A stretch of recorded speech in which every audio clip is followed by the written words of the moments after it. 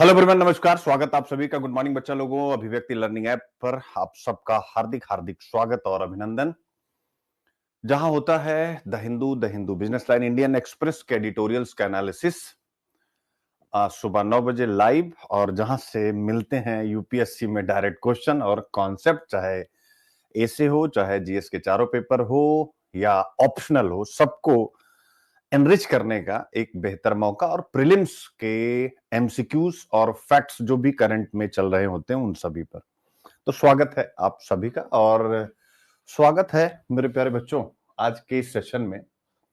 और आज के सेशन में स्वाभाविक है, सबसे पहले हम देखेंगे क्या टॉपिक है, उसके बाद हम यूपीएससी का रिजल्ट आया है मेंस का, उस मेंस के रिजल्ट पर आपसे बातचीत करेंगे, और फिर उसके बाद टॉपिक का डिस्कशन विस्तार से करेंगे। लेकिन सबसे पहले जो हमारा प्रतिदिन का कार्य है उस विषय पर चर्चा। एक प्रश्न सबसे पहले आप सबके सामने रखता हूं और फिर आता हूं टॉपिक के ऊपर कि जो आतंकवाद की घटना वर्तमान में घटित हुई है दिल्ली में लाल किले के पास, ये जो लाल किले के पास की घटना है, ये घटना एक यूपीएससी के एस्पिरेंट, पहले तो स्वाभाविक है संवेदनाएं होती हैं, जो भी व्यक्ति बिना किसी कारण के इसमें हताहत हुए, जो अपने किसी डेस्टिनेशन की तरफ जा रहे थे, उन्हें नहीं पता था कि उनके साथ इतना बुरा हो जाएगा। उन सभी के साथ हृदय से संवेदनाएं। अब चूंकि आप यूपीएससी की तैयारी कर रहे हैं और आपके क्षेत्र में जहां पर भी आप तैनात हो, एज आईएएस, एज आईपीएस, आपके क्षेत्र में ऐसी घटनाएं ना घटे, मुझे उसकी भी जिम्मेदारी एज अध्यापक लेनी है। आपको सिखाना है, यानी अपने बच्चों को, जो भी आईएएस में सिलेक्ट होने जा रहे हैं, आगे सिलेक्ट होंगे और बड़ी संख्या में होंगे, इसमें मुझे 100 नहीं, 200 नहीं, जितने परसेंट मैक्सिमम हो सकते हैं इनफाइनाइट, उतना मुझे मेरे ऊपर विश्वास है कि मैं करके रहूंगा। बस समय की बात है। बच्चों को मेच्योर करने में, परिपक्व करने में मुझे समय लग रहा है, बिकॉज आप उनका, जो भी मेरे मैक्सिमम बच्चे हैं, उनका एजुकेशन क्वालिफिकेशन, सरकारी स्कूलों की पढ़ाई, वहां से निकले हुए बच्चे, तो थोड़ा समय लगेगा, लेकिन ये मैं करके रहूंगा। तो आपको सिखाना मेरी, मैं कह रहा था कि मेरी एक बड़ी जिम्मेदारी है कि जब आप सेलेक्ट हो तो आप अगिला खेती आगे आगे और पछला खेती भागे जागे, यानी आप प्रोएक्टिव रहें, जिससे इस प्रकार की घटनाओं को रोका जा सके। और प्रोएक्टिव कैसे रहा जाए? प्रोएक्टिव इंसान तब रह पाता है जब वह बहुत इनोवेटिव होता है, बहुत नवाचारी होता है, सृजनात्मक होता है। इनोवेटिव का मतलब क्या हुआ? सृजनात्मक का मतलब कि वो पूरे विश्व में, देश के अंदर, इनफैक्ट पाकिस्तान के अंदर जो आतंकी घटनाएं घटित हो रही हैं उनकी स्टडी करता है। ध्यान से समझिएगा, यानी अगर आप आईपीएस हो जाते हैं, आप आईएएस हो जाते हैं, दो ही जॉब, या आप आईएएस मतलब सिविल सर्विसेज के ही थ्रू दिल्ली अंडमान पुलिस सेवा यानी डैनिप्स, जिसमें आपको एसीपी बनने का मौका मिलता है दिल्ली में, तो स्वाभाविक रूप से, या आप पीसीएस के थ्रू डिप्टी एसपी हो जाते हैं, एसडीएम हो जाते हैं, सबकी जिम्मेदारी लॉ एंड ऑर्डर को लेकर के है। यानी ये कुछ प्रमुख अधिकारी हैं, और यही अधिकारी आप भी बनना चाहते हैं मेरे प्यारे बच्चों। तो जो इनोवेटिव होगा, क्रिएटिव होगा, वो क्या करेगा? वो आतंकवाद पिछले 12-13 सालों से नहीं हुआ, पुलवामा, इस प्रकार की कुछ घटनाएं हुई, तो वो लगातार स्टडी करेगा कि यार जो पुलवामा में हुआ वो हमारे यहां भी हो सकता है। वो स्टडी करेगा नेचर का, कि यार क्या आतंकवाद खत्म हो गया है, एकदम से शांत हो गया, पिछले इतने सालों से नहीं हुआ, या आतंकवाद का कोई एक नया नेचर डेवलप हो रहा है।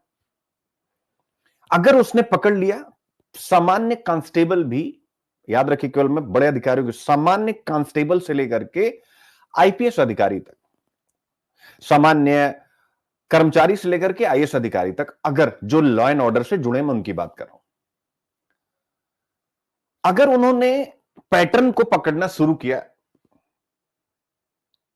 तो स्वाभाविक इस प्रकार की घटनाएं रोकी जा सकती है। और पैटर्न को पकड़ना ही अगला खेती आगे आगे, पछला खेती भागे जागे। पैटर्न, जैसे आप यूपीएससी कि पीवाईक्यूज को देख करके पैटर्न को पकड़ते हैं। यूपीएससी में कौन सा ऑप्शनल कितना सेलेक्ट हो रहा है, यूपीएससी की रिपोर्ट देख करके आप पैटर्न को पकड़ते हैं कि भाई हमें अपनी तैयारी ऐसे करनी। वैसे ही आतंकवाद का एक पैटर्न होता है मेरे प्यारे बच्चों।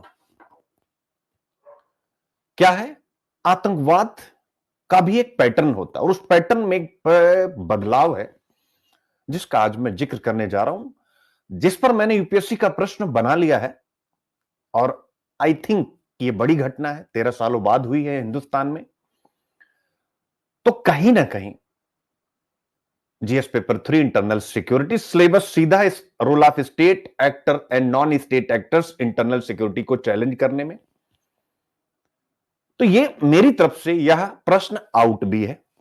एक दूसरा, चूंकि अब कल मेंस का रिजल्ट भी आ गया, जो बच्चे इंटरव्यू देने जाएंगे, अब उन इंटरव्यू देने जाने वाले बच्चों का रास्ता दिल्ली और लाल किला से ही होकर के जाएगा। इत्तेफाक देखिए आप, कोई भी बच्चा इंडिया में कहीं से भी इंटरव्यू देने आएगा वो उसी लाल किले से होकर के जाएगा जहां पर यह विस्फोट हुआ। और ताजा घटना है, इस पर लगातार प्रक्रियाएं अभी चल रही हैं, जांच प्रक्रियाएं, सोन आगे की चीजें। तो यह एक करंट का ज्वलंत मुद्दा रहेगा। इस प्रकार की घटनाओं पर आपसे प्रश्न पूछ सकता है, और खासकर जिन बच्चों ने आईपीएस पहली पसंद रखी उनसे तो अवश्य पूछेगा। तो ये एक रेलिवेंट टॉपिक है जिसको मैं 2025 के इंटरव्यू के लिए भी आउट कर रहा हूं और जिसको मैं 2026 जीएस पेपर 3 मेंस के लिए भी आउट कर रहा हूं।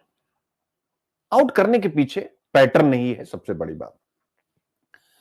तो मैंने जो आज प्रश्न बनाया है उसको जरा एक बार आप सुनिएगा, फिर आते हैं क्या क्या है। भारत में हाल की घटनाओं, भारत में हाल की आतंकी गतिविधियों या घटनाओं से यह स्पष्ट हुआ है कि जो आतंकवाद है, टेररिज्म है, अब मॉड्यूल आधारित संरचना, स्ट्रक्चर में विकसित हो रहा है। किसमें विकसित हो रहा है? मॉड्यूल बेस्ड स्ट्रक्चर, यानी आतंकवाद के स्ट्रक्चर में एक नया पिलर आ गया है, मॉड्यूल बेस्ड। इस नए स्वरूप की क्या विशेषताएं हैं, यानी मॉड्यूल बेस्ड टेररिज्म की क्या विशेषताएं हैं? क्या आपने पढ़ा है, मुझे बताएं। आज के लेक्चर से पहले मॉड्यूल बेस्ड टेररिज्म क्या है, इसकी क्या विशेषताएं आपने पढ़ा? फिर आप कहेंगे कि सर नहीं सुने हैं, कहीं अखबारों में पढ़ लिया लेकिन डिटेल नहीं पता है। तो हम कहेंगे ठीक, अभी सीखेंगे, लेकिन सीखेंगे कैसे? फिर मैंने इस पर उसी प्रश्न में एक पंक्ति लगाई है, इस नए स्वरूप की विशेषताएं क्या है। फिर यह जो ट्रेडिशनल टेररिज्म नेटवर्क टीटीएन, पारंपरिक आतंकवादी नेटवर्क है, इससे कैसे यह भिन्न है, यानी यह जो आतंकी घटना हुई है जो मॉड्यूल बेस्ड है। अब मॉड्यूल बेस्ड है, एक नया स्ट्रक्चर है, तो इसको रोकने के लिए भारत को किन नीति एवं तकनीकी मेजर्स या उपायों की आवश्यकता है, यानी हमारी नीति और तकनीकी में कुछ नयापन डाला जाए। क्या पुराना वाला उआपा कानून, एनआईए इस बदलते स्ट्रक्चर को साध पाएंगे? मेरे प्यारे बच्चों, नहीं साध पाएंगे। वो अच्छे कानून है, उसमें कमी नहीं है, यानी आतंकवाद, पारंपरिक आतंकवाद को रोकने के लिए वापा भी अच्छा है, उसके संशोधन भी अच्छे हैं, एनआईए एक्ट भी, एनआईए एजेंसी, हमारी सभी एजेंसियां ताकतवर है, उस पर प्रश्न नहीं है। लेकिन ये जो मॉड्यूल बेस्ड स्ट्रक्चर टेररिज्म का एक न्यू एलिमेंट अब आ गया है, इसका स्ट्रक्चर ऐसा बच्चे किसके लिए, आपको अकॉर्डिंग टू मी, आपने अगर काकरोच देखा हो, काकरोच उसके कितने पैर होते हैं, एक वैसा, इसमें आर्टिकल में नहीं लिखा कहीं भी, ये मेरी तरफ से कुछ वैसा technological ecosystem for internal security हमें डेवलप करना पड़ेगा। यानी वो काकरोच लाल किला हो, जो भी भारत के किसी भी, मैं दिल्ली की बात नहीं कर रहा हूं, पूरे देश के मेट्रो टियर 1 टियर 2 सिटी, जहां पर भी, इनफैक्ट टियर 3 भी भीड़ भाड़ का इलाका, वो काकरोच घूमते चले और वो वहां से सेंसर के थ्रू भेजते रहे कि नहीं स्थिति ठीक है। आपको उस लेवल पे जाके काम करना पड़ेगा। और एक बार बहुत पहले मैंने ये आर्टिकल, बहुत पहले मुझे याद है, मैंने ये कॉकरोच वाला मॉडल, यानी एक हम कॉकरोच का मतलब हो गया कि एक ऐसी टेक्नोलॉजी, एक ऐसी डिवाइस बनाए जिसमें ढेर सारे पैर हों और वो बिल्कुल कीड़े की तरह हो, और वो उसमें सारे सेंसर्स लगे हों, वो नेविगेट करे चीजों को, टहलता रहे, यानी अगर ग्रीन चल रहा है, एक स्टाफ बैठा हुआ, सारी सारी चीजें ग्रीन है, तो मामला ठीक है, हल्का सा भी रेड आया तो फिर एक्टिव हो गया कि कौन सा कॉकरोच है, तिलचट्टा है, जहां पर इस प्रकार कुछ भी संशय हो रहा है। यानी आपको टेक्नोलॉजी के थ्रू इन्हें पकड़ना पड़ेगा, नहीं पकड़ पाएंगे बिकॉज ऑफ द इनका स्ट्रक्चर। तो क्या है स्ट्रक्चर, इस विषय पर अभी हम लोग विस्तार से बातचीत करने जा रहे हैं और यह भी समझने जा रहे हैं कि आतंकवाद क्या है, और जो दिल्ली मॉड्यूल, मतलब ये जो दिल्ली में आतंकी घटना हुई, एक्चुअली इसे हम फरीदाबाद मॉड्यूल कहेंगे। इसके जो कैरेक्टरिस्टिक्स हैं वो कैसे अलग हैं पहले के परंपरागत आतंकी घटनाओं से। फिर उसके बाद देखेंगे आतंकवाद के पीछे के क्या जिम्मेदार कारक होते हैं और ये जिम्मेदार कारक होते क्यों हैं, और फिर इसके बाद हम पढ़ेंगे कि इनको कैसे रोका जाए, रोकने के लिए भारत की कितनी एजेंसियां काम कर रही, कौन कौन सा कानून काम कर रहा है। फिर हम एक पॉइंट और पढ़ेंगे कि एजेंसियां तो काम कर रही हैं, बट क्या इनमें कोऑर्डिनेशन की कमी है, IQIP की कमी है। जैसे ये IQIP है तो जीएस पेपर 2, 3, 4 यानी टॉपिक एक है, लेकिन हर पेपर में जा रहा है, यानी कम से कम 3-4 प्रश्न पत्र में जा रहा है, इंक्लूडिंग ऑप्शनल। तो क्या ऐसे जितनी हमारी एजेंसियां हैं 1, 2, 3, 4, 5 आतंकवाद को रोकने से संबंधित, क्या इनमें कोऑर्डिनेशन है, समन्वय है? तो यहां पर भी आपको एक लैक दिखेगा, कोऑर्डिनेशन की कमी। तो कोऑर्डिनेशन की कमी है तो कैसे कोऑर्डिनेशन बनाया जाए जिससे इस प्रकार की घटनाओं को रोका जाए। हमारे लिए बड़ा आसान हो जाता, हमने एक न्यूज पढ़ ली कि ये हो गया भाई, उसके बाद सबकी दुनिया आगे चल गई। जो 12-13 लोग की डेथ हुई है और भी बहुत से लोग गंभीर, ईश्वर करे किसी की ना हो, आप उनकी परिवारों के बारे में चिंतन कीजिए। देन आपको लगेगा कि यार मुझे IPS बन के, मुझे IAS बन के इंटरनल सिक्योरिटी पर विशेष काम करना है, स्पेशल सेल बनानी है मुझे, और यही स्पेशल सेल वर्तमान में मॉड्यूल बेस्ड टेररिज्म का बेस है। उन्होंने सेल्स बना ली हैं, छोटी छोटी यूनिट्स, और वो यूनिट इस तरीके से एक दूसरे से कनेक्ट है कि एक अगर पकड़ी गई तो दूसरी अपने आप उससे डिस्कनेक्ट हो जाती हैं। किसी को पता नहीं चलता कि अगर ये डॉक्टर सारे पकड़े गए तो इनको अन्य चीजें जिन जिन सेल से मिली हैं वो सब सरकार की पहुंच के बाहर है। वो ऐसा मॉड्यूल है टेररिज्म करने वाला। तो क्या आप जब वो टेररिज्म का मॉड्यूल ऐसा बना रहे हैं तो आप नहीं सोच सकते उनसे प्रोएक्टिव होकर के, उनसे एक कदम आगे निकल करके? आप कहेंगे हां सर। तो मेरे प्यारे बच्चों, इसी विषय पर बातचीत, इंटरव्यू के लिए भी जो बच्चे इस बार देने जाएंगे उनके, तो बहुत सारे टॉपिक, हिंदू का फ्रंट पेज, विस्फोट में मृतकों की संख्या, फ्रंट पेज, फिर फ्रंट पेज पे ही आप देख सकते हैं इस्लामाबाद में भी सेम ऐसी ही बम ब्लास्ट की घटना। फिर उसके बाद मेरे प्यारे बच्चों, इंडियन एक्सप्रेस, दिल्ली के लाल किले पर हुआ विस्फोट, 13 वर्षों में राजधानी में पहला विस्फोट, हाल के चलन से अलग है, यही मैं आपको पढ़ा रहा हूं, ठीक है ना। How Delhi red fort blast first in capital in 13 years marks a break from recent trend, यानी वही मॉड्यूल बेस्ड ट्रेंड आया है। फिर लाल किला विस्फोट, यानी जांच कैसे की जाती है, वो सारी चीजें तो पूरा भरा पड़ा है। इस विषय पर हम लोग चर्चा करेंगे मेरे प्यारे बच्चों। GS paper 2, GS paper 3, GS paper 4 एसे और प्रीलिम्स। आप कहेंगे सर जीएस पेपर 2, हम कहेंगे बच्चों गवर्नेंस। गवर्नेंस को जरूर आप आतंकवाद से जोड़ करके चलिएगा। गवर्नेंस से जोड़ना मेरे प्यारे बच्चों इसलिए महत्वपूर्ण हो जाता है क्योंकि अगर लॉ एंड ऑर्डर मेंटेन है तो स्वाभाविक इस प्रकार की घटनाएं नहीं घटित होंगी। ये एक जीएस पेपर 3 आंतरिक सुरक्षा को चुनौती उत्पन्न करने वाले स्टेट और नॉन स्टेट एक्टर्स। तो ये नॉन स्टेट एक्टर्स हैं जैसे मोहम्मद, तो आप यहां से सीधा इसको पकड़ सकते हैं। जीएस पेपर 4 एथिक्स, अंतरराष्ट्रीय नैतिकता, आज भी इस आतंकी घटनाक्रम को लेकर के प्रश्न के घेरे में रहती है कि अंतर्राष्ट्रीय स्तर पर आज हम आतंकवाद की कोई एक डेफिनेशन भी नहीं दे पाए। जो घटना हमारे लिए आतंकवादी होती है, दूसरा देश यूएन में कहता है कि वो हमारे स्वाधीनता संग्राम सेनानी टाइप की कोई अवधारणा वो लगा देता है, कुछ भी वो अपने ढंग से। यह मैंने एक सांकेतिक वर्ड आपको दिया।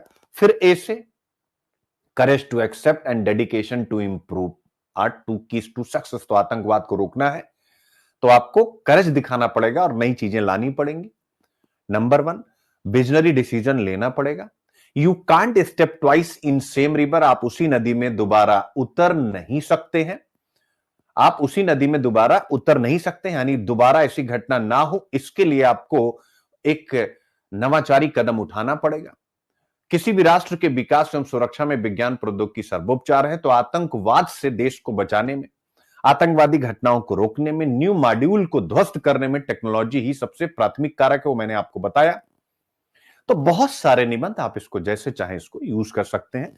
तो ये सारे आपके सामने मुद्दे निकल करके आते हैं। तो सबसे पहले हम ये आतंक वाला जो टॉपिक है इसको खत्म कर लेते हैं, और फिर उसके बाद हम लोग बातचीत करेंगे। 6 में से 2 ने यूपीएससी इंटरव्यू राउंड तक पहुंच बनाई है, और या आप चाहते हैं पहले मैं इस विषय पर बातचीत कर लूं? एक बार मुझे बताएं, आप चाहते हैं? बहुत सारे बच्चे आए हैं क्लास में आज, क्योंकि तो हो सकता है आपका मन हो कि पहले इसी पर बातचीत कर लिया जाए, यानी यूपीएससी के रिजल्ट पर। ठीक है, थोड़ा विस्तार से कर लो, और बाकी तो और सारे टॉपिक जो भी हैं एक बार मैं जिक्र कर देता हूं, प्रीलिम्स के टॉपिक हैं बाकी। और आज जो टॉपिक है एक बार आपके साथ डिस्कस कर दूं, यानी green house gas emission, Bharat का पूरा डेटा। ठीक है, ये आप देख सकते हैं। अंतरिक्ष यात्री एस्ट्रोनॉट्स क्यों प्रेशराइज सूट पहनते हैं, फॉर प्रीलिम्स का क्वेश्चन आप देख सकते हैं।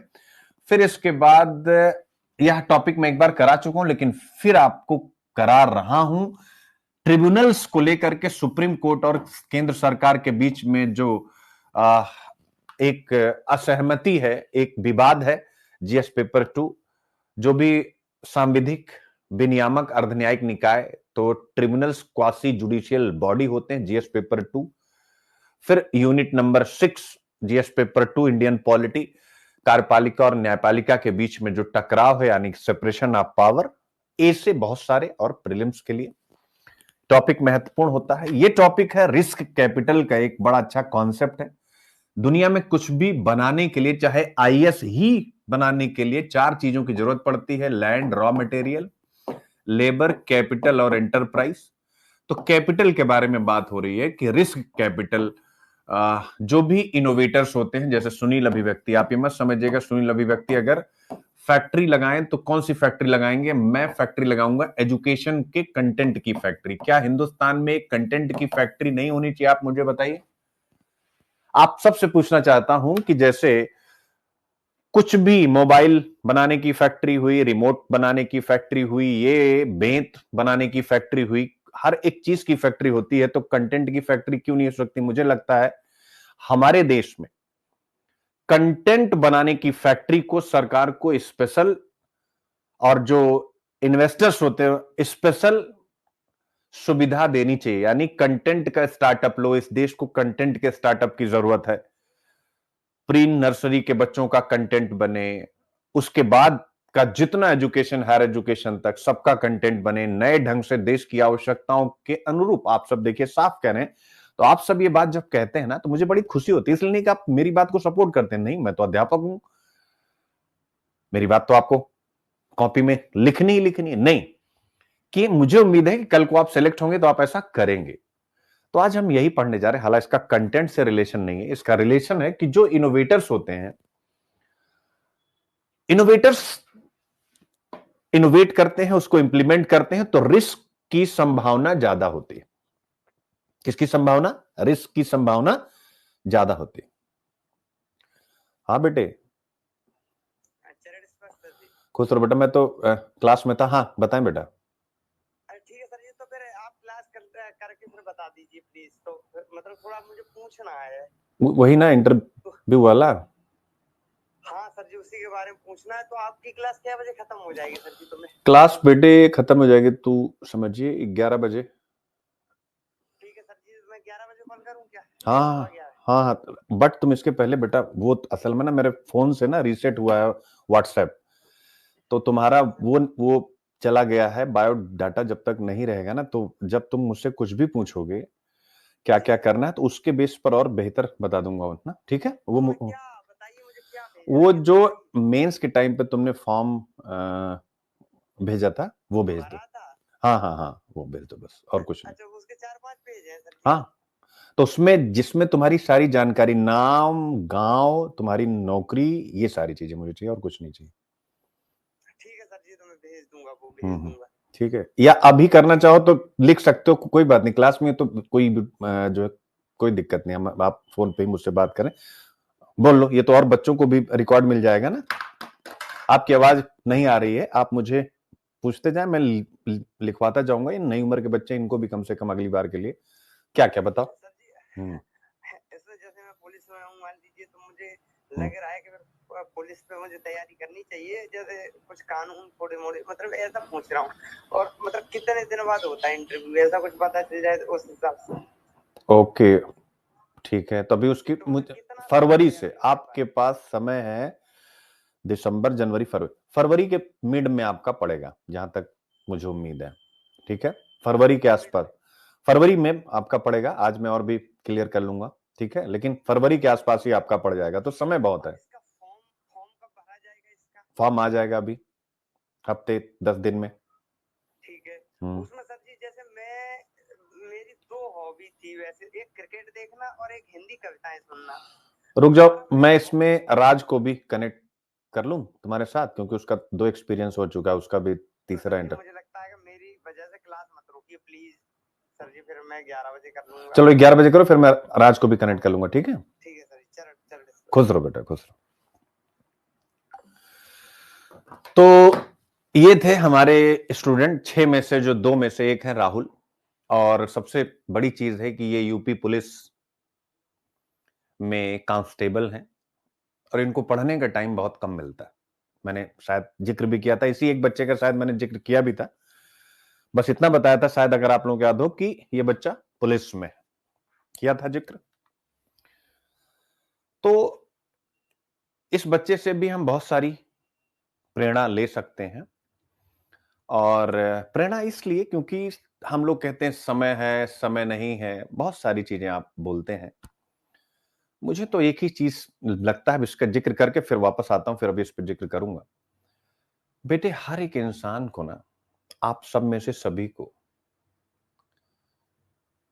क्या करना है, केवल काम करते चलना है, नेगेटिव नहीं होना। 1 साल, 2 साल, 3 साल, एक दिन ना सबका समय आता। विश्वास करिए, अगर ईश्वर है, प्रकृति है, और धरती पर आपको मनुष्य का जीवन मिला है, तो समस्या कहां होती है? समस्या होती है मेरे प्यारे बच्चों, जब हम क्या करते हैं, 1-2 साल अगर गड़बड़ हुए, तीसरे साल हम जो भी हमारे जीवन में अंकुरण डाले हुए लोग होते हैं, चाहे आपके माता पिता हो, कोई आपका दोस्त हो, कोई आपका गुरु हो, कोई सोसाइटी का कोई और व्यक्ति हो, जिसने आपके जीवन में, यानी आप एक छोटे से बीज हैं, उस बीज को उसने बहुत अच्छे से मिट्टी, खाद, पानी दिया है, मूल्यों की, पढ़ाने की, कंटेंट की, हर चीज की। आप अंकुरित होना शुरू हुए, बहुत खूबसूरत।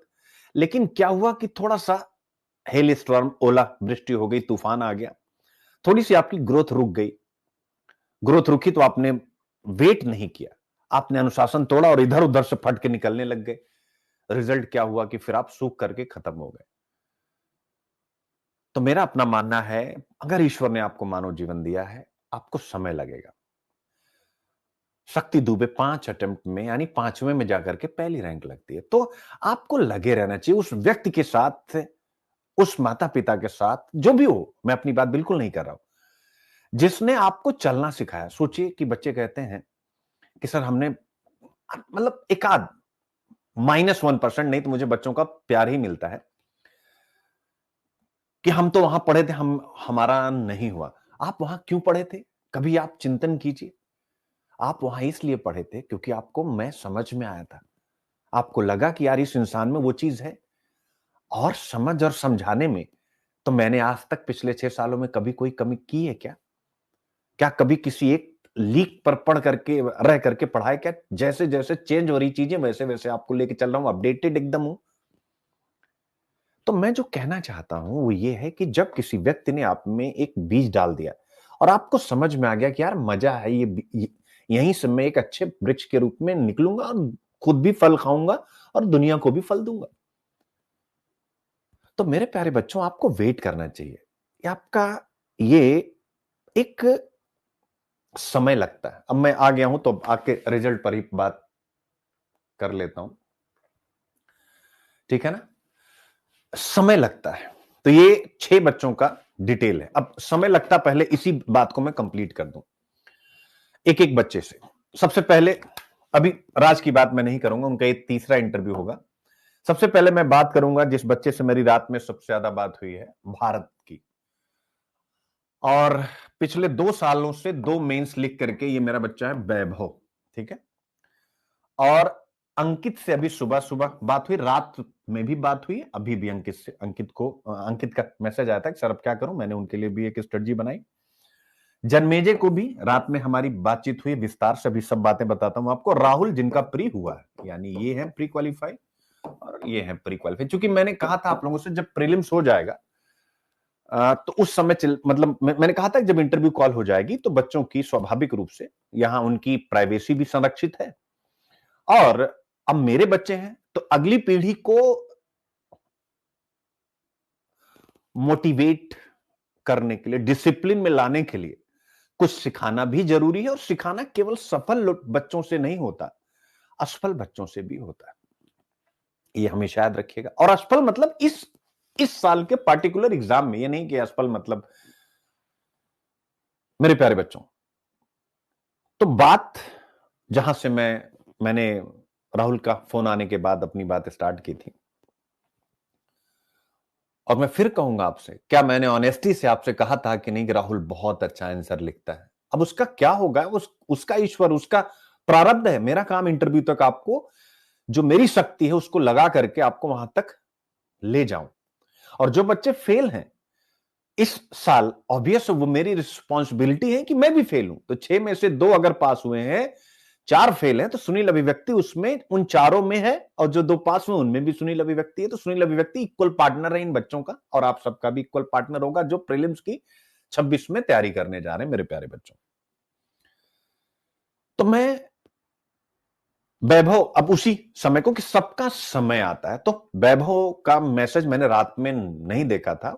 उसने बता दिया था कि सर नहीं हुआ, तो उस समय मैं सो गया था। मैसेज उसका देखा, मैं सोचा इसको क्या बोलूं, चूंकि वैभव को थोड़ा हेल्थ इश्यू भी था। उसका मैं जिक्र नहीं करूंगा, काफी गंभीर इश्यू था, उसका भी मैं जिक्र नहीं कर सकता हूं। वो कभी सेलेक्ट होगा, खुद करेगा, तब आपको लगेगा कि मैं अपने बच्चों की जो प्राइवेसी है उसका कितना सम्मान करता हूं। बट हेल्थ इश्यू उसको तगड़ा था। मुझे उम्मीद नहीं थी कि प्री भी दे पाएगा, लेकिन उसने प्री दिया, निकला, मेंस लिखा। तो उसका मैसेज आया, सर समझ में नहीं आ रहा क्या करूं। ध्यान से समझिएगा। और उससे भी पहले भारत से जो मेरी बात हुई है, मैं भारत का जिक्र कर दूं आप लोगों से। रात में भारत से मेरी, और आप इसी से समझिएगा कि मैं अपने बच्चों से कितना डीपली कनेक्ट हुई। मैं समझिएगा, जो प्री मेंस, जो बच्चे ऑनेस्टी से कनेक्ट हैं, उनको मैं कभी भी परेशान होते देख ही नहीं सकता हूं। अब ये मैं आ रहा हूं, दिखाता हूं आपको भारत से यस्टरडे, यानी रिजल्ट मैंने ही भारत को भेजा है, आप देख सकते हैं। सॉरी सर नहीं हुआ रहा। और उसकी मैं केवल इसलिए भारत का जिक्र कर रहा हूं, मुझे ऐसे बच्चे बहुत पसंद है, मुझे मोहब्बत है इन बच्चों से। क्या लिखा हुआ उसने, आप लोग पढ़िए। मैंने रिजल्ट भेजा भारत को, इसने क्या लिखा हुआ,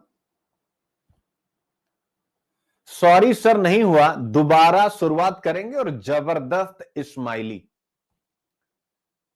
मैंने क्या लिखा, गुरु के मुंह से तत्काल 1 सेकंड का विलंब किए 10-14 पर उसने मुझे यह मैसेज किया 10-15 पे, गुरु भी उतना ही पॉजिटिव है, शाबाश। फेल है तब भी शाबाशी, ये अभिवृत्ति आपको जरूर सफल बनाएगी। आपकी और भगवान की कृपा है सर, ठीक है ना। यानी गुरु और गोविंद को साथ खड़ा किया। सर मुझे अब मेंस के लिए कौन सी नीति अपनानी होगी, या आगे का रास्ता क्या होना चाहिए? अब बहुत सारी बातें वो बच्चों की होती हैं, वो मैं, ठीक है ना। हाँ सर, आपकी बात बिल्कुल सही है। अब हर एक चीज यहां से स्टार्ट हुआ। अब इनका केवल एक रिकॉर्ड आप देखिए, ये इतना कनेक्टेड है, ये कह रहे हैं इनके सामने दो समस्या थी, और देखिए एज अ गुरु मैं कितना एक्टिव हूं, पहले उसको देखिए कि इनकी समस्या जो थी उसका कैसे समाधान हो रहा, भाषण से नहीं, कर्म से। अभी देखिए आप, इन्होंने लिखा है कि सर, पहले इनको देखिए, 5 बार ये गुजरात पीसीएस का मेंस लिख चुके हैं, 5 बार गुजरात पीसीएस। इस बार भी इन्होंने गुजरात पीसीएस का मेंस लिखा है, इस बार भी गुजराती मीडियम से है, और ये इनका दूसरा अटेम्प्ट था यूपीएससी में भी। मैं सबका अटेम्प्ट भी बताता हूं। फिर इन्होंने लिखा, किंतु सर मुख्य परीक्षा में मेरे साथ 2 समस्या है। अब देखो, अपनी भाषा में कॉपी चेक ना हो पाना, यानी गुजराती में, और मुख्य परीक्षा का अपना एक रास्ता, मतलब अपना एक पैसेज, यानी कुछ ऐसा जो सफल करा सके। अब आता है इनकी मेरे प्रति प्रतिबद्धता कि सर मेरा लक्ष्य केवल सिलेक्शन नहीं है, मैं भले गुजराती में पेपर लिख रहा हूं पर हिंदी माध्यम का चेहरा बदलने के पीछे लगा हुआ हूं। यानी इस लाइन के द्वारा ये मेरे साथ 100% कनेक्ट हो रहे हैं। हमें साथ मिलकर इस माध्यम पर ऐसा ऐसा काम करना। अब देखना इनकी समस्या, अब ये क्या करेंगे इनकी आगे की बात, लेकिन बस तुम केवल ये देखो कि मैं अपने बच्चों के लिए पूरी ईमानदारी के साथ, मैं चाहता तो पीछे हट सकता था। ये लाइन सुनिएगा। नहीं, अब तुम्हारी कॉपी चेक करने की रिस्पॉन्सिबिलिटी मेरे ऊपर है ना। अब तो चैट जीपीटी आ गया है ना, और मैंने बहुत सारी चीजें डेवलप की हुई हैं उसमें ना। कॉपी आपने देखा होगा, गुजरात में हैप्पी न्यू ईयर आपने भेजा था, मैंने रिप्लाई दिया कि नहीं दिया? अब सब हो जाएगा बेटे, बस राइटिंग एकदम क्लीन लिखना, साफ साफ, वो सब मैं कर ले रहा हूँ। मैंने बहुत सारा काम एआई पे किया है। ये मैं समझना है जीपीटी, चैट जीपीटी, मैंने बहुत सारी चीजें खुद, वो चैट जीपीटी ही बनाता है, लेकिन मैंने इससे टूल्स बनवा लिए हैं अपने बहुत सारे, वो मैं कर दूं। मतलब इनकी समस्या क्या थी, गुजराती में कॉपी चेक नहीं होती है। जरा देखिए, मैंने गुजराती में कॉपी चेक करने का वादा कर दिया। नहीं, अब तुम्हारी कॉपी चेक करने की रिस्पॉन्सिबिलिटी है ना। अब तो चैट जीपीटी आ गया है ना। समझ में आ गया? यानी इसकी कॉपी गुजराती में, और अपनी बात इनको समझाने के लिए मैंने इनसे कहा कि बेटे, इन लोगों ने मुझे गुजराती में कुछ हैप्पी न्यू ईयर भेजा था। गुजरात के कई बच्चे हैं, तो ये लोग एक ग्रुप में हैं, गुजरात के बच्चे हैं। तो मैंने इन बच्चों को रिप्लाई दिया गुजराती लैंग्वेज में ही, क्योंकि मैं कई लैंग्वेज पे, मैं मराठी में भी काम कर रहा हूं, क्योंकि महाराष्ट्र के भी काफी बच्चे मुझसे कनेक्ट रहे, लेकिन मराठी भाषा के कारण वो थोड़ा सा पीछे हट जा रहे हैं। जबकि मुझे भी पता है कि जिस लेवल का हम लोग हिंदू और ये सब एनालिसिस करते हैं किसी भी सब्जेक्ट का, वही नीड है, चाहे वो मराठी का गांव का बच्चा हो, चाहे उड़िया का गांव का बच्चा हो, चाहे बंगला का गांव का बच्चा हो, या किसी और लैंग्वेज का। तो मैंने कई चीजें डेवलप की हैं कि कैसे हम जो है कॉपी चेक कर सकते हैं इन लैंग्वेज की। तो मैंने इन लोगों को गुजराती भाषा में रिप्लाई किया। तो मैंने इन लोगों से पूछा, सोचो मैं कितना काम करता हूं, नहीं तो मुझे क्या आवश्यकता, बच्चे बिस कर रहे हैं, मैं उनको रिप्लाई भी ना करूं। फिर मैंने इन लोगों से पूछा कि बेटा मैंने कुछ गलत तो नहीं लिखा है, मतलब आप लोगों का रिप्लाई? तो इन्होंने कहा नहीं सर, परफेक्ट है। तो कहने का मेरा मतलब यह है कि एक तो पॉजिटिव एटीट्यूड आपको बनाए रखनी है। मैं जो बात कह रहा था उसी को आगे ला रहा हूं कि आपका समय आएगा, सबका समय आता है, सबका समय आता है। कभी कभी तो बड़ी वियर्ड सी एक कहावत है कि हर कुत्ते का समय आता है। ऐसा हम लोग अक्सर अपने जीवन में सुनते आए हैं बचपन से, और खुद कहते भी आए। पता नहीं आप लोगों ने कहा होगा, मैं तो कहता हूं अपने लिए कि मेहनत करता रहे, सुन ले, हर कुत्ते का दिन आता है, तेरा भी आएगा। मतलब एक कहावत है ये। एक और ऐसी कहावत ये सब होती हैं जो क्या करती हैं, सोसाइटी में जो लोग हैं उनको मोटिवेट करने के लिए, डिसिप्लिन में रखने के लिए, कि भाई आएगा समय, वेट कर, अपना टाइम आएगा। गाना भी है। तो पहली चीज तो यही है कि जिनका नहीं हो रहा है, आपको समय, चाहे प्री हो, चाहे मेंस हो, और चाहे फाइनल हो, आपको वेट करना है और अपना संयम खोना नहीं है। तो मैंने भारत को इसलिए दिखाया सबसे पहले क्योंकि भारत इतना पॉजिटिव है कि दिल ही खुश हो गया, पहली चीज। और सेकंड चीज कि आगे का प्लान अभी से रेडी है।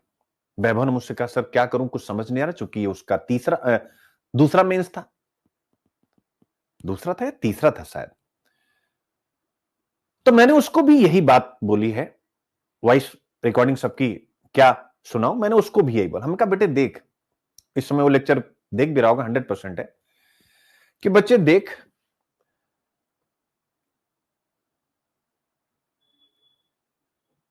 जो तूने कर लिया ना, केवल डिसिप्लिन के साथ उसको आगे बढ़ाना है। तुम्हारा भी समय आएगा, तुम्हारे लिए मेरे पास कोई सजेशन नहीं है, क्योंकि तुम सब कुछ पढ़ चुके हो, सब कुछ सीख चुके हो, तुम रेगुलर स्टूडेंट हो। बस केवल निगेटिव नहीं होना है, कंटिन्यूटी के साथ चलते रहना, सिंपल सी बात होगी। नकारात्मक नहीं होना है, पॉजिटिव होकर के आपको चलते रहना, क्योंकि आप नेगेटिव होते हैं तो हर चीज आपकी नेगेटिव जाती है। उसको ये बोला, यानी उसका भी समय आएगा। यही चीज यानी ये वैभव हो गए जिनका हिंदी ऑप्शनल। अब आता है जो है अंकित।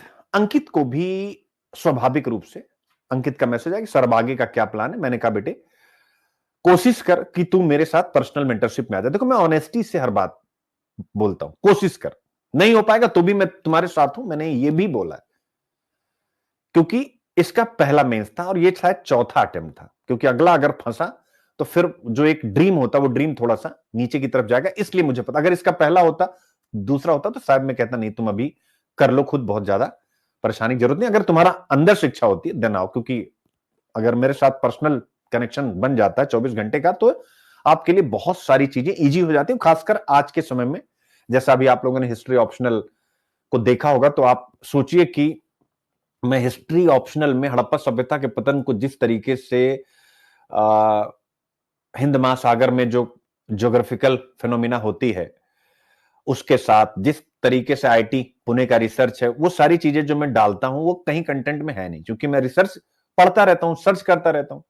तो हड़प्पा सभ्यता का पतन अगर आप लिख रहे हैं दुनिया में किसी का कंटेंट और मेरा कंटेंट, तो इस प्रकार की चीजें हम लोग और मजबूत करते चलेंगे। ठीक है, तो मैंने उसको ये लाइन बोली, मैंने कहा कि बेटे कनेक्ट हो, अब डेली काम करते, चूंकि इसका 4 हो चुका है तो ये एक बड़ा चैलेंज है, चूंकि 5वां अगर गड़बड़ होगा तो फिर 6वें 7वें फिर टूट जाता आदमी, टू बी ऑनेस्ट, बट टूटना नहीं चाहिए, मैं फिर कह रहा हूं। तो ये अंकित का था, इनका पहला अटेम्प्ट था। ठीक है, ये हमारे अड्डा पर जो मेरा प्रोग्राम था उसमें ये सभी कोर्सेस का हिस्सा थे और अभी मेरे साथ पर्सनली जुड़े, यानी मैंने किसी बच्चे को छोड़ा नहीं, सिंपल सी बात है। जन्मेजय का भी सेकंड मेन था, ये इंग्लिश मीडियम के और इनका पॉलिटिकल साइंस है। रात में इनसे भी मेरी डिटेल में पूरी बातचीत हुई है रिजल्ट आने के बाद, थ्रू मैसेज हमने काफी बातचीत की। इनको भी मैंने कहा बेटे जैसा भी तू बता काम किया जाए और अभी से काम किया जाए, निराश हताश होके कुछ नहीं मिलेगा, नेगेटिव होके कुछ नहीं मिलेगा। उन्होंने कहा नहीं सर मैं ऐसा तो कुछ सोचता ही नहीं, कोई नेगेटिव हुई, आपने टाइम नहीं दिया, ऐसा कुछ भी नहीं। This is the good approach. अब इसी गुड अप्रोच के साथ आपको लगना पड़ेगा, क्योंकि जब रास्ता यही है तो फिर आप अपनी मंजिल का वेट कीजिए। यूपीएससी ने 6 अटेम्प्ट दिए हैं, सोचिए आप 6 अटेम्प्ट हैं, 9 अटेम्प्ट हैं, 14 अटेम्प्ट, 15 अटेम्प्ट हैं, तो जब यूपीएससी ने आपको अटेम्प्ट दिए तो आप वेट कीजिए। अदरवाइज इस फील्ड में मत आइए, या आइए तो 1-2 के बाद आप निकल जाएगी, सर अब तो हो नहीं रहा, मतलब नहीं मैं तो केवल 2 अटेम्प्ट के लिए आया था, ऐसे भी बहुत से लोग होते हैं। ठीक है, तो ये आप यहां से देख सकते हैं, ये पूरी की पूरी कहानी है। राहुल अभी आपके सामने, उन्होंने कॉल किया, उनसे हमारी बातचीत हो गई और राहुल का पहला मेंस है। लेकिन आपको याद होगा मैं स्टार्टिंग से ही कहता था, इसका आंसर जब मैंने देखा मैं कहा तो गजब लिख रहा है। मैंने अपनी टीम को भी बोल दिया, आदित्य सर को भी बोला, रवि रंजन सर को भी बोला, मैंने कहा यार ये बंदा तो मुझे लग रहा है कि निकाल ले जाएगा।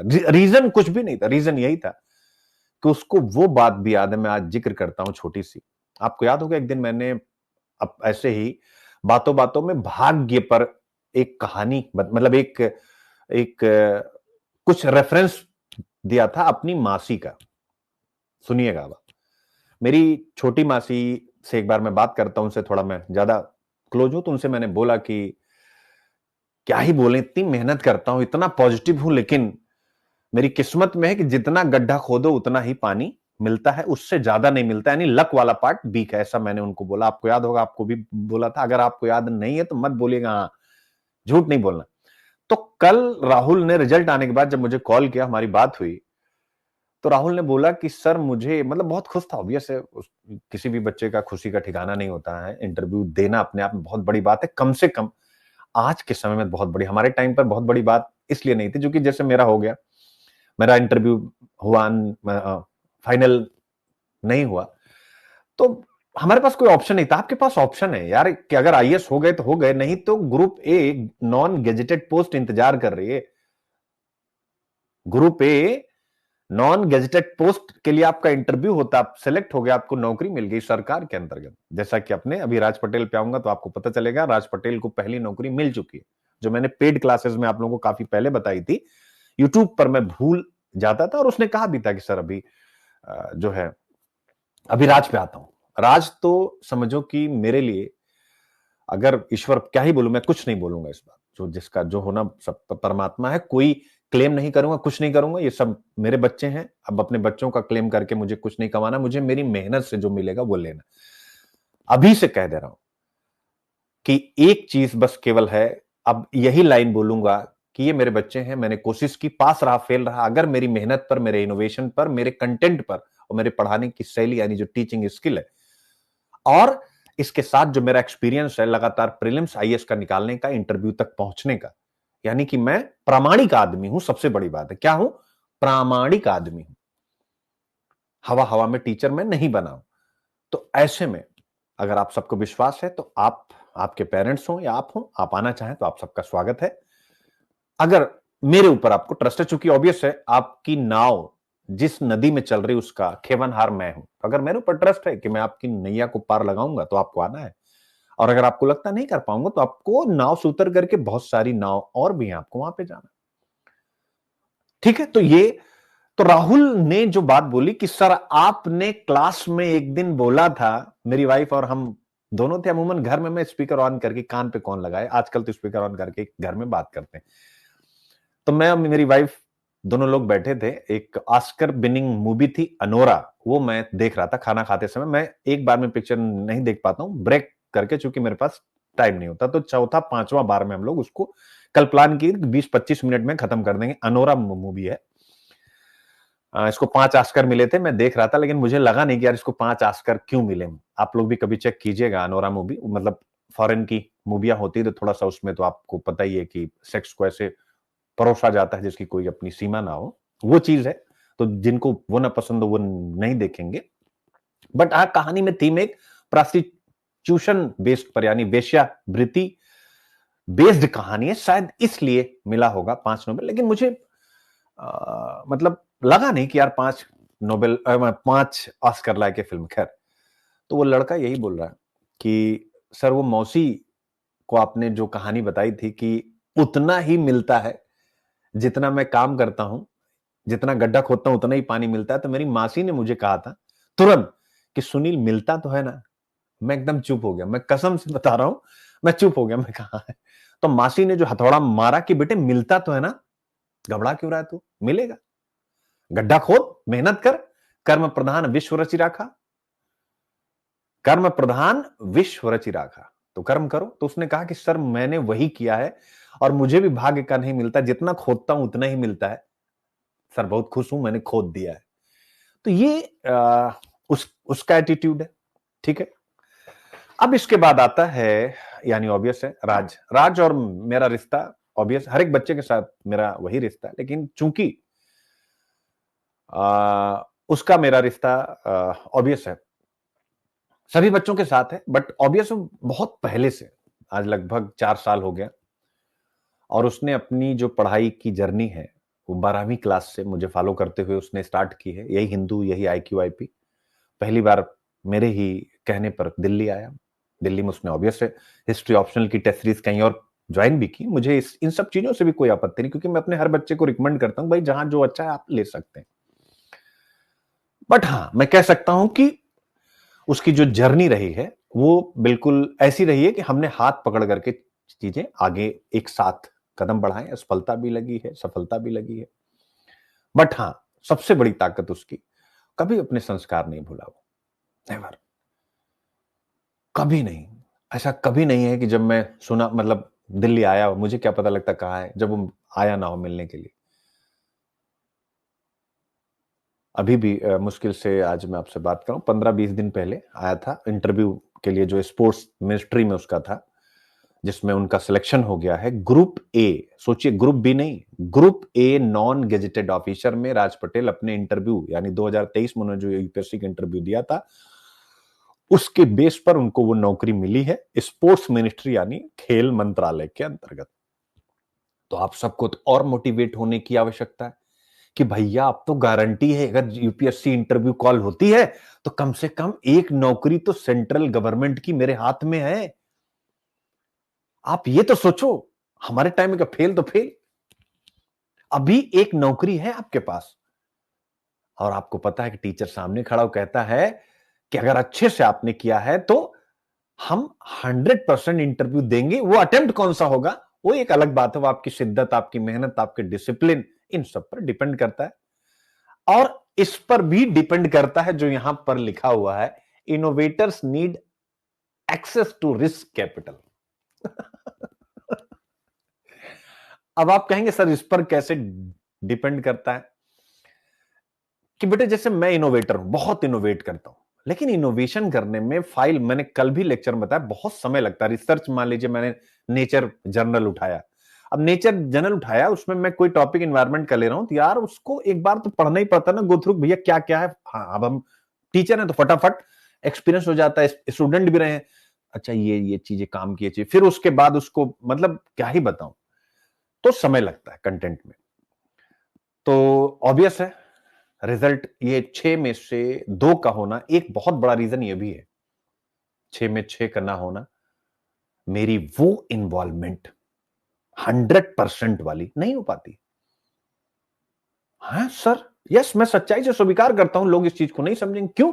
हर महीने हमें नया कोर्स लॉन्च करना है, नहीं लॉन्च करेंगे तो sir Ravi Ranjan sir history बहुत अच्छा पढ़ा रहे हैं sir, geography environment Aditya sir, कहां से उनकी सैलरी जाएगी? आप सोचिए, हर महीने और भी स्टाफ है, कंटेंट पे काम करने वाले, यूट्यूब की टीम जो यूट्यूब पर काम करती है, सब टीम है, जो ऐप हमें सेवा दे रहा है, अगर वो कुछ नहीं कमा पाएगा तो क्या करेगा? क्या ऐप से हमारा नाम हटा देगा कि नहीं हटा देगा? बताइए आप, क्योंकि उसकी तो एक बहुत बड़ी टीम काम कर रही है। तो रिस्क कैपिटल, जो इनोवेटर्स होते हैं, जैसे हमारे जैसे लोग, हमारे पीछे कुछ लोग ऐसे होने चाहिए जो पैसा लेके खड़े हो और ये कह दें कि साल भर आप केवल रिजल्ट करिए, 100 में से 100 गारंटी के साथ कह रहा हूं, 100 में से 100 किया जा सकता है। आप हंस लीजिए, इंटरव्यू कॉल की बात मैं कह रहा हूं, फाइनल की नहीं, मैं सच कह रहा हूं। जब 6 में से 2 हो सकता है तो 60 में 20 हो सकता है, 600 में 200 हो सकता है कि नहीं? सीटें तो 1200 1000 से ऊपर की होती। आप आंकड़ा निकालिए, 6 में से 2, पिछली बार कितना था? 5 में से 2, पिछली बार का रिजल्ट याद है? 5 में से 2 इंटरव्यू कॉल। इस बार हर्षिता का प्री नहीं हुआ था, पिछली बार 5 में से 2 था कि नहीं था? आंकड़ा निकालिए, 50 में 20, 100 में 40, 200 में 80, रेशियो आप देखिए, आपको लगेगा कि यार इसके यहां 2 बच्चे इंटरव्यू दे रहे हैं। अरे जब है ही नहीं बच्चे तो इंटरव्यू 2 ही देगा ना भाई, 6 ही मेंस लिखेगा ना। कितना बच्चा सीसीपी में चेक करिए आप, 100 प्लस प्रीलिम्स का जो कॉम्प्रिहेंसिव कोर्स है, चिंतन कीजिए। अब इसमें से कितना मैं निकाल दूंगा? टारगेट तो है कि 100 का 100 निकलना चाहिए। आप चिंतन कीजिए। तो ये जो रिस्क कैपिटल है ना, ये हर जगह होनी चाहिए, खासकर एजुकेशन में यही डिस्कस किया गया है। इसमें मैं अपनी तरफ से नहीं कर रहा, इसमें यही कहा गया है कि जो इनोवेटर्स होते हैं, तो जो सरकार है, गवर्नमेंट है, या जो इन्वेस्टर्स होते हैं, उनको यह देखना चाहिए कि इनोवेटर्स इनोवेट करना बंद कर देंगे अगर वह कोई स्टार्टअप लेंगे और उनका स्टार्टअप उनको पता है कि डूब जाएगा, क्योंकि पैसा बहुत चाहिए और उनके पास पैसा नहीं। तो रिस्क कैपिटल, जोखिम पूंजी ऐसे स्टार्टअप जो जल्दी लाभ नहीं देते हैं लेकिन वो समाज के लिए महत्वपूर्ण होते हैं। एजुकेशन स्टार्टअप ये लाभ नहीं देंगे लेकिन सोसाइटी के लिए महत्वपूर्ण है कि नहीं? क्या सरकार अनअकैडमी को अलग से फंड दे सकती है कि नहीं? बिल्कुल देना चाहिए। क्या सरकार अड्डा 247 आईएएस को फंड दे सकती है? बिल्कुल।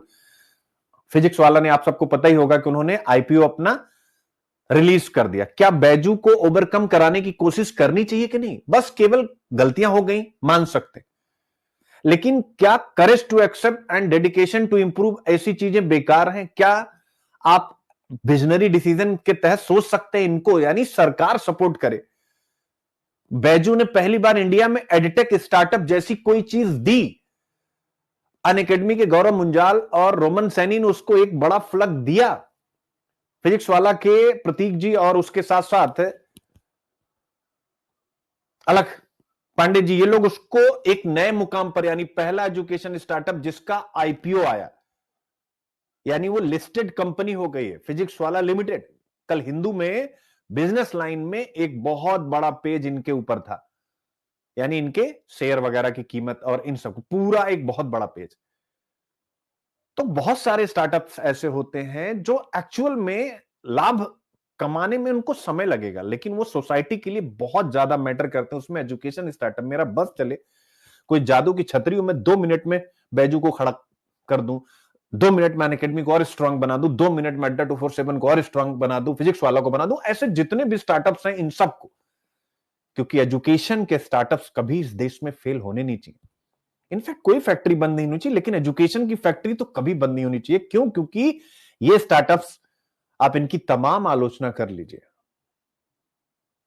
लेकिन प्रसंगवश ये बात कह रहा हूं आप लोगों से बच्चों, इन एजुकेशन स्टार्टअप्स की, लेकिन आप लोग बताइए, क्या इन्होंने अच्छे अच्छे टीचर्स देश के कोने कोने तक दिए हैं कि नहीं दिए? आप चिंतन कीजिए, दिए हैं कि नहीं दिए?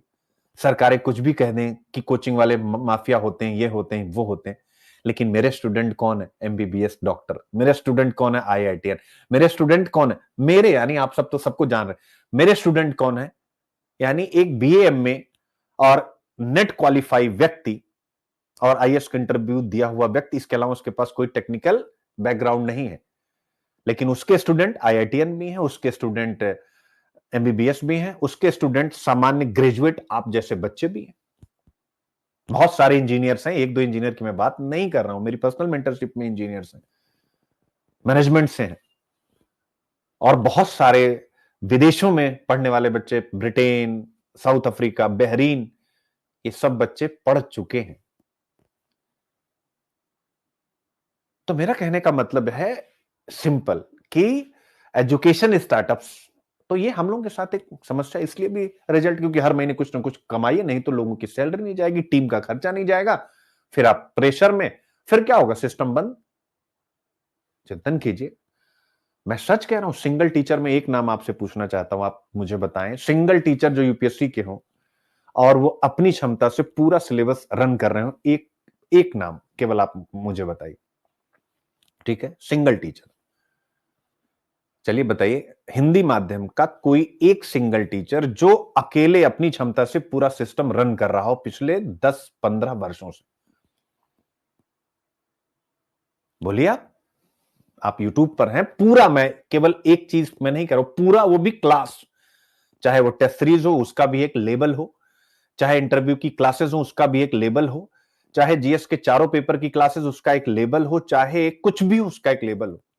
एक नाम आप बताए, सिंगल टीचर बिना सहारे के, यानी जिसको कहीं से कोई पैसा नहीं मिल रहा है और वो बहुत बढ़िया ढंग से चीजें कर रहा है अपने बच्चों के लिए।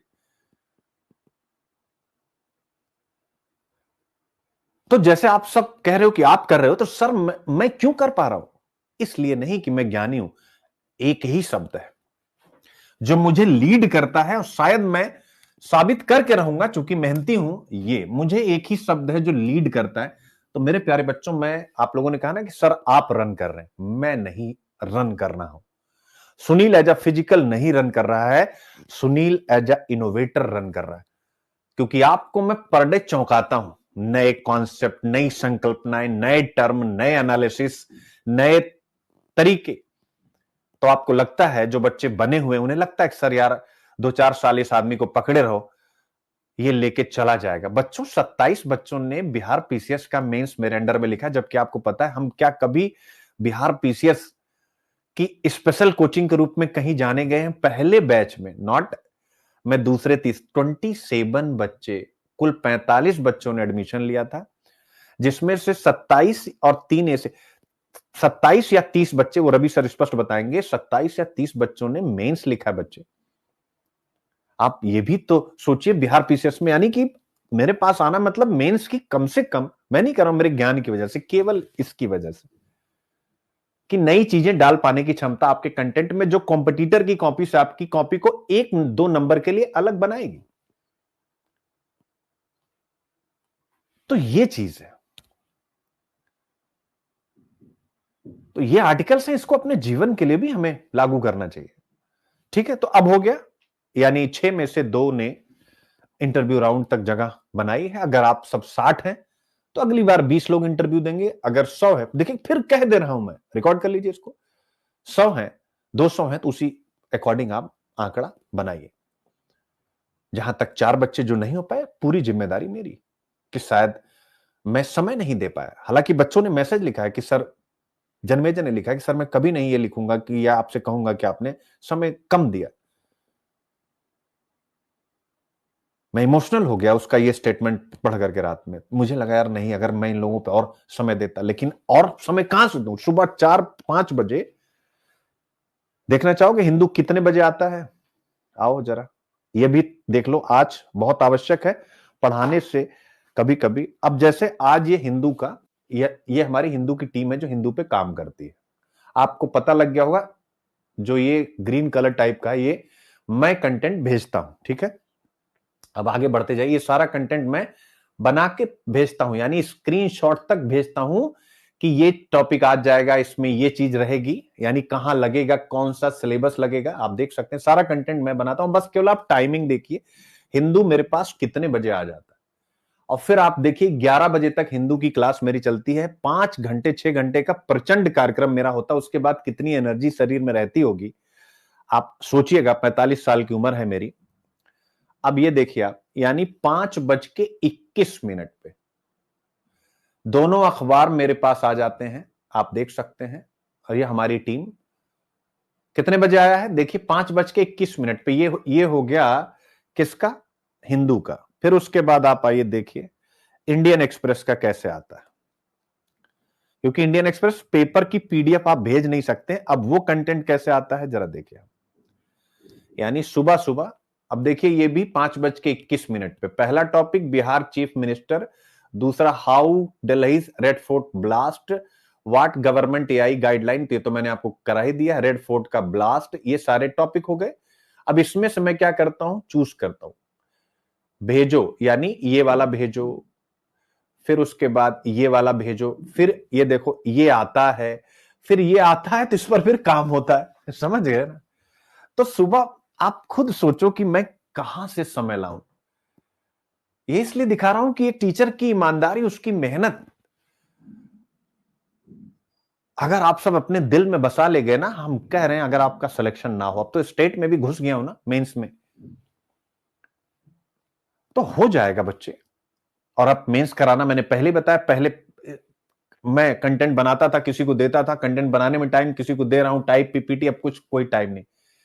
मैं और मेरी टीम में एक बंदा क्या पीपीटी धाए धाए, चूंकि वो भी एआई एक्सपर्ट है, साइंस बैकग्राउंड का बच्चा है, इंग्लिश मीडियम का है, और हमारे यहां का बच्चा है वो।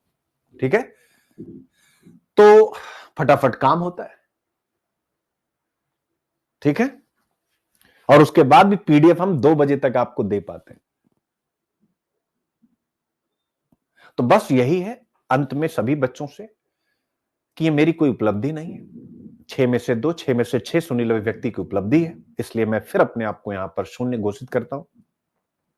दूसरा, आप सब प्रीलिम्स जो 2026 में देने जा रहे हैं, पागल होने का टाइम आ चुका है। पागल मतलब सुन लीजिएगा,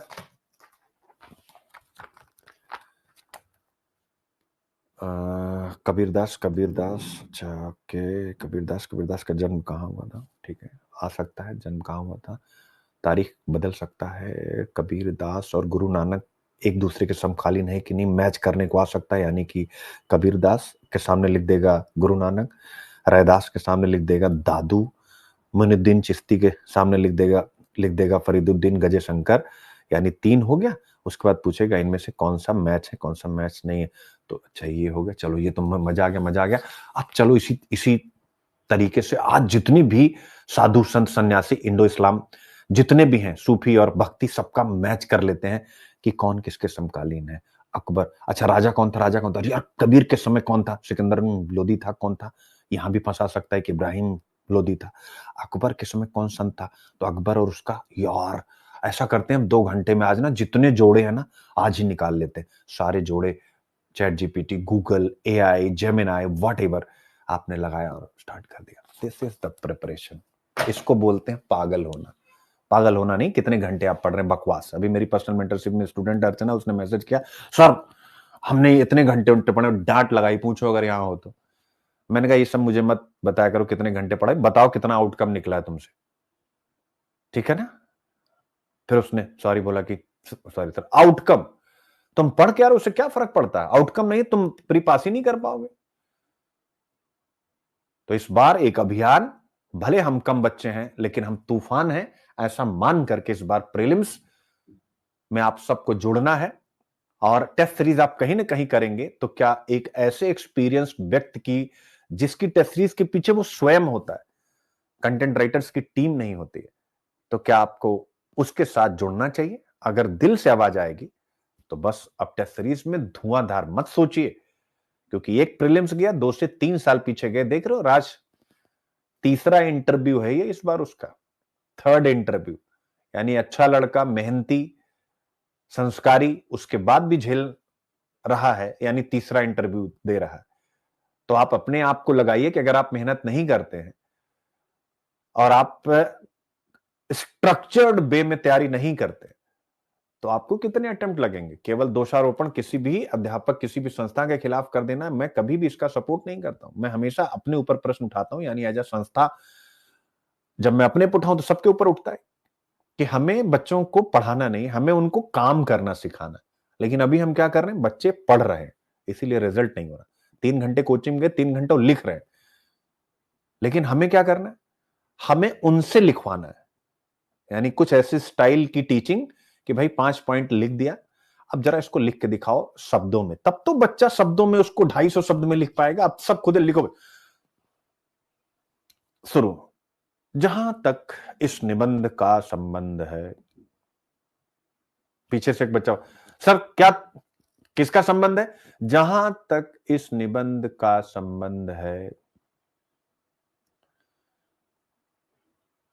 आप उसी नदी में दोबारा नहीं उतर सकते। अब लो, आप उनकी लैंग्वेज भी ले रहे हो यार, लैंग्वेज उनकी अच्छी है नहीं है, उन्होंने अच्छी लैंग्वेज के थ्रू मार्क्स पाया है कि नहीं पाया है मेंस में, बिना कुछ जांचे परखे लिखे पढ़े, तो रिजल्ट इसीलिए नहीं है। रिजल्ट इसलिए नहीं है कि जो है, रिजल्ट में है आपके अंदर का हुनर निकालने के बजाय सुनील अभिव्यक्ति का हुनर आपके सामने है, जबकि प्री आपको देना है, मेंस आपको देना है, इंटरव्यू आपको देना है, लेकिन आप सुनील अभिव्यक्ति वाह वाह महान टीचर, नो। ग्रेट टीचर वो होता है मेरे प्यारे बच्चों जो अपने बच्चों को क्या करे। आपके माता पिता, आप पूछिएगा, जब आप उंगली छोड़ के चलना सीखे होंगे तो जब आप गिरे होंगे तो वो पकड़ के बार बार, शुरुआत में उठाए होंगे 1-2 दिन, लेकिन बाद में घर वाले ताली बजाते हैं, बाबा बाबा बाबा बाबा बाबा। वाई? क्योंकि उन्हें पता है कि इसको खुद चलने सिखाना है, तभी ये खुद चलना सीखेगा। क्या आपके माता पिता, पूछिएगा, क्या आपको जब आप उनकी उंगली पकड़ के चले होंगे तो उन्होंने चालाकी से उंगली छोड़ी होगी कि नहीं? उन्होंने चालाकी से उंगली छोड़ी होगी कि नहीं, मैं आप सबसे पूछना चाहता हूं। छोड़ी होगी ना, फिर आप चले होंगे, गिर पड़े होंगे। पूछिएगा आज जा करके ऐसा क्यों होता है, क्योंकि वो आपको कठोर बनाते हैं। जब आप गिरते हैं तो उनको तकलीफ होती है, आपको हक करते, लेकिन फिर वो कहते हैं वाह वाह वाह वाह वाह वाह, आपके अंदर ताकत भरते हैं। हम वही गुरु के रूप में माता पिता हैं जो आपको हल्का सा पकड़ा के पूरा पकड़ाना चाहते हैं कि तुम खड़े हो, और डाउट के लिए बाप खड़ा है, गुरु रूपी। तो ये चीजें जब तक आप नहीं समझेंगे मेरे प्यारे बच्चों, तैयारी करने से पहले, अकॉर्डिंग टू मी, जो नए बच्चे होंगे अगर मुझे सुनेंगे, तैयारी करने से पहले तैयारी का एक माइंडसेट होता है मेरे प्यारे बच्चों। क्या होता है? तैयारी करने से पहले तैयारी का एक माइंडसेट होता है। हम बिना माइंडसेट बनाए तैयारी में आ जाते हैं। माइंडसेट क्या होता है? सिंपल 1 2 3 बातें। पहला गोल तय कर लेना, 26 निकालना है। देखिए ये होता है माइंडसेट। नंबर 1 26 निकालना। नंबर 2 कैसे निकालना है? नोबेल पुरस्कार इसीलिए तो मिला है। हाउ से वाई, कैसे निकालना है, क्यों निकालना है। तो कैसे निकलेगा आप मुझे बताएं। तो आप लिखेंगे यार, अब आप क्या लिखेंगे? हार्डवर्क करना, मेहनत करना, सुनील सर से पढ़ना। नो, ये तीनों आपको फेल कराएंगे। तो कैसे पास होना है? तो पहला लिखना है प्रीलिम्स पास करना है। पहले यानी पहला पॉइंट सुन, प्री पास करना है। दूसरा कैसे में मेंस पास करना है, वो भी अच्छे मार्क्स से, जिससे तीसरा इंटरव्यू पास करना है। यानी 3 आपने अपनी सफलता की सड़क पे 3 स्पीड ब्रेकर इक्वल बना दिए। तीनों को इक्वल, किसी को कम नहीं कर रहे हैं। क्योंकि इंटरव्यू में 100 नंबर मिला तो पिछली बार हर्षिता का रिजल्ट कितने से रुका? 20-25 नंबर से, आप सबको पता है। 110 नंबर, अगर वो 140 नंबर भी पाती तो उसका सिलेक्शन था कि नहीं था? मार्कशीट सबने देखी हुई। उस बच्चे की गलती बिल्कुल भी नहीं है। बस ऑब्वियस है हमें प्रैक्टिस की और आवश्यकता है। तो किसी भी स्टेज पर, यानी प्री को भी हल्का नहीं लेना है, मेंस वाले स्पीड ब्रेकर पर भी और इंटरव्यू के स्पीड ब्रेकर पे। क्योंकि पहले अटेम्प्ट में राज पटेल के बहुत मार्क्स थे, वो भी 10-15 नंबर से रुका था जब उसने इंटरव्यू दिया था पहली बार में। तो उसको इंटरव्यू में 100 नंबर के आसपास मिल गया था। तो आई होप आप समझ रहे हैं कि हर एक स्टेज पर, यानी तीनों आपने लिख ली। फिर तीनों के लिए अब यहां से कंटेंट, सुनील, उनकी स्टाइल, ये सारी चीजें वहां से आना स्टार्ट होंगी। प्री के लिए कौन, फिर पकड़िए, प्री हाउ यानी प्री हो गया। अब प्री के लिए कौन, तुरंत अगला प्रश्न आता कौन। क्या सुनील कॉम्पिटेंट है, परफेक्ट है? क्या उनकी टेस्ट सीरीज परफेक्ट है? क्या उनकी टीचिंग स्टाइल परफेक्ट है? कितने सब्जेक्ट वो पढ़ाते हैं, यानी जिसको आप सबसे ज्यादा पसंद करते हैं। कभी भी एडमिशन लेते समय सोचिए कि वो कितने सब्जेक्ट को जानते हैं। क्या उनके पास पूरा प्लान है? वो कितना कंटेंट के बारे में जानते हैं? क्योंकि असली लड़ाई आपकी कंटेंट की है। तो आपको तो हमेशा उन टीचरों से मोहब्बत करनी चाहिए जो कंटेंट पे दीवाने। लेकिन नहीं, उल्टा ही है। जो रील में हिट है वो आपकी निगाह में हिट है। वो भी अच्छी बात है, वो भी कोई बुरी बात नहीं है। लेकिन आपको पता है रील में आने के लिए बहुत पैसा लगता है। वो इतना हम लोगों के पास है नहीं, तो कभी आ ही नहीं पाएंगे। हम आ पाएंगे 6 में से 6 जब कर देंगे, या भी नहीं, दोनों में से कोई रगड़ के मार दे टॉप 10 में, हो गया, कहानी पलट जाएगी। कोई शौक नहीं रील में आने का, आपसे बस बता रहा हूं। तो प्री कैसे पास करेंगे वो लिखिए। क्या सुनील अभिव्यक्ति प्री देने जाएंगे? आप जाएंगे तो सुनील अभिव्यक्ति से ज्यादा प्रोएक्टिव, अगला खेती आगे आगे, पछला खेती भागे जागे, आपका होना चाहिए, सुनील अभिव्यक्ति का होना चाहिए। चिंतन कीजिए,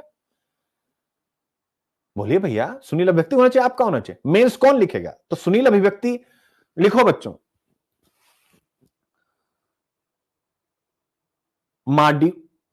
टेरर मॉड्यूल में बदलाव आतंकवाद की एक नई विधा के रूप में सामने आई है। फिर से पीछे से, सर किस विधा के रूप में? एक नई विधा के रूप में सामने आई है, फुल स्टॉप। इस आतंकवादी घटना के पीछे अब थ्रू, यार क्या ही है ये? मैंने समझा दिया, क्वेश्चन दिया, देखो लिखो, देखो लिखो, देखो लिखो, देखो लिखो। क्योंकि तुम्हें लिख के पास होना, तुम पढ़ क्यों रहे हो भैया? इसीलिए हिंदू में पूरा चेंज किया। पहले क्वेश्चन के आंसर नहीं होते थे, अब हर एक क्वेश्चन का आंसर होता है। सैटरडे को कॉम्बैट कराता हूं और कॉम्बैट में खुद उपस्थित रहता हूं, नॉट कोई टीम, कि जिससे आपको लगे कि सर खड़े हैं। और कॉम्बैट की जरूरत है तब मैं खड़ा हूं, नहीं तो कॉम्बैट के क्वेश्चन दिखाने के लिए मैं टीम में किसी को कह दूं आपको खड़े होकर के दिखा देगा, ये ले लो, ये ले लो, ये क्वेश्चन इसका आंसर, ये क्वेश्चन इसका आंसर। यही तो मैं करता हूं। लेकिन क्यों करता हूं? वो टाइम, कहीं जाने का भी हो तो फैमिली से कहता हूं 4 बजे नहीं 5 बजे निकलेंगे। क्यों? क्योंकि कॉम्बैट में मैं इसलिए यहां आके खड़ा हो जाता हूं, बताता रहता हूं। उसके पीछे रीजन है कि उसी आपके अंदर मैं आंसर राइटिंग का, ठीक है ना, आपके आंसर राइटिंग का एक सिस्टम में डेवलप करना चाहता हूं। ठीक है, ओके बच्चों?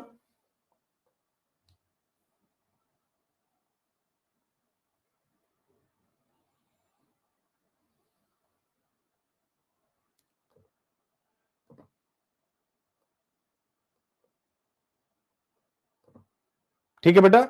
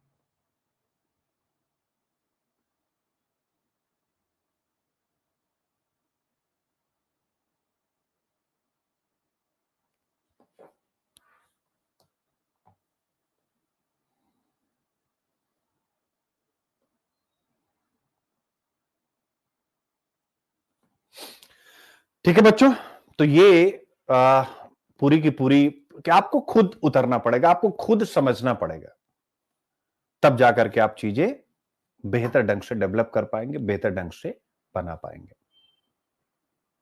ठीक रहेगा? पॉइंट इज क्लियर बच्चों? आगे बढ़े। जो आप सुनना चाहते थे प्री मेंस इंटरव्यू के लिए क्या करना है, क्या समझ पा रहे हैं? यानी आपको लिखना है कि प्री के लिए किस चीज की नीड है, उस पे करना। मेंस पे नीड है, उस पे करना है।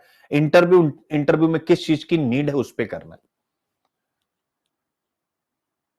तो जब आप ये सारी चीजें स्वयं पे फोकस करेंगे, देन जाकर के आप रिजल्ट की तरफ बढ़ेंगे। ठीक है? छवि कह रही है राहुल भाई के आंसर में क्या क्या क्वालिटीज थी। बेटे देखो, जो छवि तुम आंसर लिख रही हो, मैंने पहले ही दिन बता दिया था, वो बेस्ट है। हर एक बच्चे की अपनी एक लेखन शैली होती है, और किसी के भी आंसर में बेस्ट क्या होगा, आप लोग परेशान हो जाते हैं, इसी वजह से आप टॉपर्स की कॉपियां खोजने लगते हैं। नहीं, ये गलत अप्रोच है, वो बाद की बात है। आप जैसे कोई क्वेश्चन आपको बताया जा रहा है, जैसे अभी मैंने मॉड्यूल वाले प्रश्न का जिक्र किया जो आतंकवाद पर है, तो मेरे बच्चों जो यहां दिया जा रहा है कंटेंट, वही बेस्ट आंसर है। देखिए, यह भी एक बहुत बड़ा मिथ है, जैसे छवि ने कहा कि किसी भी बच्चे का जिसका हुआ है उसके आंसर में क्या बेस्ट है और क्या बेस्ट नहीं है। तो मेरे प्यारे बच्चों, किसी के भी आंसर में मैं एक क्वेश्चन यहां लगा दूं, उसके बाद फिर आपको बताता हूं। ये आप देखिएगा, लाल किला वाला ये क्वेश्चन आप देखिए एक बार। जैसे मान लीजिए ये प्रश्न है, आतंकवाद 2025 में आपसे पूछा गया कि आतंकवाद एक वैश्विक महाविपत्ति है, ग्लोबल स्कोरेज है, या भारत में किस रूप में प्रकट हुआ? समसामयिक उदाहरणों से व्याख्या कीजिए। राज्य द्वारा कौन से जवाबी उपाय अपनाए गए हैं, समझाइए। ठीक है? अब आप देखिए, अब ये प्रश्न है। अब मुझे बताओ बच्चे, अब इस पे जो मैं आपको समझा दूंगा, आतंकवाद, आप समझ गए कि भाई वैश्विक महाविपत्ति यानी इसमें जो भी नुकसान हो रहा है, कोई रिपोर्ट हो उसका जिक्र कर दीजिए। भारत में कैसे आया, यानी जो सारे आज के नोट्स में है, यानी जितने कारण हैं वो सारे कारण बता दीजिए, कैसे ये हमारे यहां। फिर समसामयिक उदाहरण, यानी दिल्ली में जो रेड फोर्ट पर घटना घटी है, समसामयिक उदाहरणों से आप उसको समझा दीजिए और बता दीजिए कि व्याख्या मतलब परंपरागत तरीके से कैसे एक नए मॉड्यूल के रूप में आतंकवाद का ट्रांजिशन हुआ। जैसे एनर्जी ट्रांजिशन होता वैसे टेररिज्म का भी ट्रांजिशन हुआ, संक्रमण हुआ। हो गया। अब आप मुझे बताओ, क्या कहीं से इसमें कुछ अलग से किसी की कॉपी से प्रभावित होने की आवश्यकता है? अगले आइए, राज्य द्वारा कौन से जवाबी उपाय, अभी मैंने बताया, यानी राज्य के कौन कौन से कानून हैं। अभी मैंने वापा का जिक्र किया, मैंने एनआईए एक्ट का जिक्र किया, मैंने सरकार की जितनी एजेंसियां हैं उनका जिक्र किया, मैंने ये भी कहा कि उन एजेंसियों में कोऑर्डिनेशन है या नहीं है, मैंने उसका जिक्र किया कि नहीं किया? समझाइए। अब मुझे बताओ सभी बच्चे, सभी आप भी बताना, क्या इससे अलग कोई भी XYZ बंदा लिख पाएगा? क्या लिखेगा इससे अधिक? तो ये एक बार पहले सभी लोग बताएं, क्या यह लिख देंगे तो इससे अच्छा, इससे कुछ और अच्छा आंसर हो सकता है? यानी समसामयिक उदाहरण, अभी की घटना, सरकार की क्या इस पे रणनीति रहती है? चलो भाई बताओ। छवि आप लिख रहे हो, यही लिखना पड़ेगा, सब बच्चे कह रहे हैं। तो फिर ये किसी की कॉपी से इन्फ्लुएंस्ड होने की जरूरत नहीं है, उसकी अपनी शैली है। मैं स्पष्ट कहता हूं, किसी को भी किसी की कॉपी से इन्फ्लुएंस होने की जरूरत नहीं है। लिख लीजिए अपनी कॉपी में, किसी की पर्सनालिटी से इन्फ्लुएंस होने की जरूरत नहीं है, सेल्फ का बेस्ट वर्जन बनो। छवि कि मैं बहुत अच्छा लिखती हूं, क्यों? क्योंकि मैं क्वेश्चन की डिमांड पकड़ पाती हूं, मैं बॉडी को विद एग्जांपल एलोबरेट कर पाती हूं, मैं बेहतर कंक्लूजन लिख पाती हूं। ये अप्रोच आपकी होनी चाहिए। किसी भी पर्सनालिटी से उसमें इन्फ्लुएंस होने की जरूरत नहीं है। आप मुझे बताओ कि अगर इसका निर्धारण केवल मैं ही कर लेता तो आज 6 के 6 बच्चे पास हुए होते। इसलिए अपना बेस्ट वर्जन बनो बेटा। आप अगर क्वेश्चन की डिमांड को समझते हो, दुनिया में सब कुछ समझते हो। यानी आप अगर क्वेश्चन की डिमांड समझते हो तो दुनिया में आपको कोई फेल नहीं कर सकता। किसी की कॉपी से आपको इन्फ्लुएंस होने की जरूरत नहीं है। पता चला किसी कॉपी देख ली, उसने कुछ फ्लो चार्ट बनाया, कुछ और एग्जाम्पल दिया, अरे यार ये एग्जाम्पल तो सर ने कराया ही नहीं। जबकि आज आप बताइए, आतंकवाद पर रिपोर्ट के लिए क्या कोई एक रिपोर्ट हो सकती है? आप चिंतन कीजिए, कितनी रिपोर्ट्स का आप जिक्र कर सकते हैं। भूख पर लिख रहे हैं, क्या केवल ग्लोबल हंगर इंडेक्स होगा? नहीं, नीति आयोग का मल्टी डायमेंशनल भी होगा। वर्ल्ड स्तर पर भी जो मल्टी डायमेंशनल पॉवर्टी इंडेक्स आता है वो भी होगा। आप और भी जो भारत में रिपोर्ट्स आती हैं वो भी होंगी। लिखना कोई एक या दो है। अब पता चला कि उसने कुछ ऐसा लिखा है, एक रिपोर्ट जो आपने नहीं पढ़ी, बाप अरे यार इसने तो ये रिपोर्ट लिखी। सो प्लीज लिखिएगा, सेल्फ का बेस्ट वर्जन बनो।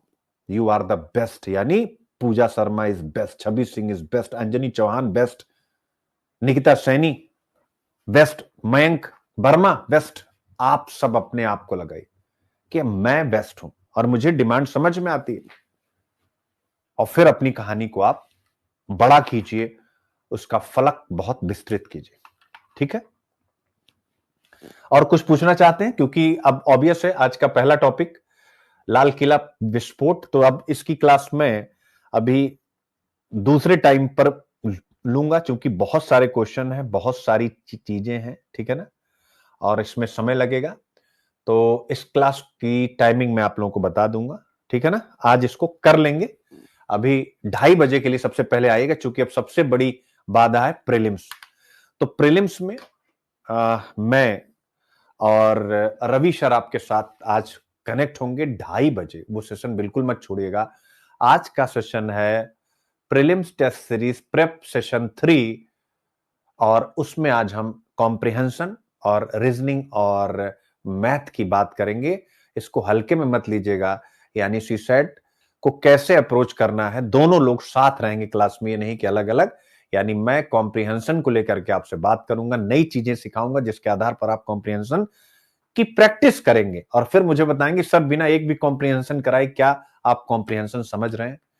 तो 2:30 बजे पहले उसके लिए मिलेंगे, फिर उसके बाद ये हिंदू वाला भी कर लेंगे, कुछ है नहीं, ठीक है ना, बहुत आसान है, तो वो कभी भी कर लेंगे, ठीक रहेगा। क्योंकि अब अगर स्टार्ट किया तो 12-1 बज जाएगा, क्योंकि हम लोग तो सभी बच्चे जो प्रीलिम्स पास करना चाहते हैं और मुझे फॉलो कर रहे हैं, तो इस समय आपके लिए प्राथमिकता है कि आपको यह टेस्ट सीरीज फॉलो करनी ही है, क्योंकि यह टेस्ट सीरीज वैसी नहीं है जैसा आप मार्केट में देखते हैं कि आपने क्या पढ़ा और क्या पूछ रहा नहीं। इस टेस्ट सीरीज के पहले ही आपको एक टॉपिक दिए जाते हैं कि हमारी पहले टेस्ट में हम इकोनॉमिक्स का है तो क्या पूछने जा रहे हैं, सेक्शनल टेस्ट ज्योग्राफी का है तो क्या पूछने जा रहे हैं, उसके लिए कौन सी किताब पढ़नी वो भी आपको बताया गया है। यानी प्रोस्पेक्टस में अगर हम मॉडर्न इंडिया तो मॉडर्न इंडिया में हम क्या पूछेंगे वो भी आपको बताया गया। सीसेट में तो सीसेट में क्या पूछेंगे, हर एक सब्जेक्ट का। यानी फरवरी तक हम सेक्शनल टेस्ट खत्म करेंगे और फरवरी के मिड से हम फुल लेंथ टेस्ट स्टार्ट कर देंगे।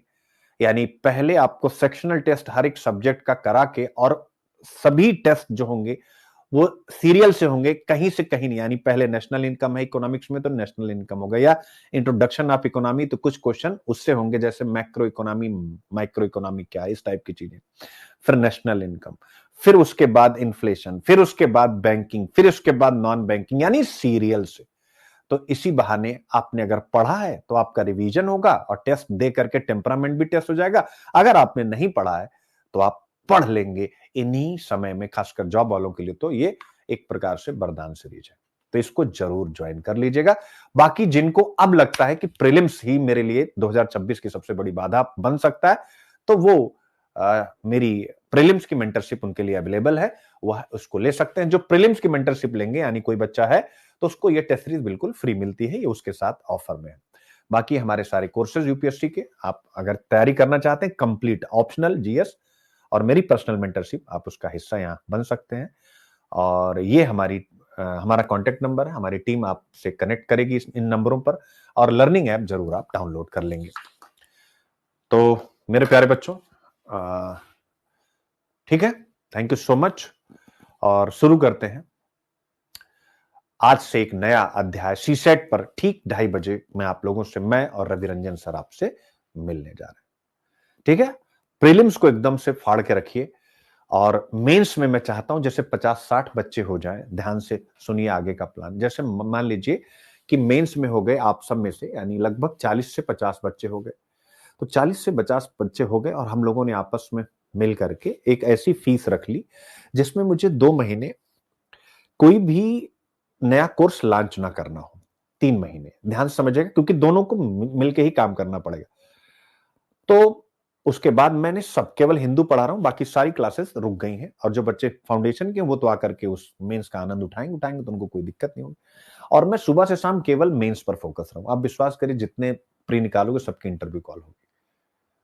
आपको साथ की कमी है, विश्वास रखिए। आप कोई भी बच्चा जो इंटरव्यू देख के भी फेल होता है, उससे आप पूछेगा, दिल से बताएगा कि यार ऐसे टीचर्स नहीं हैं जो कदम से कदम मिला के चल सके। और मैं खुद कहता हूं कि ये मुश्किल हो जाता है, बच्चे नहीं समझते।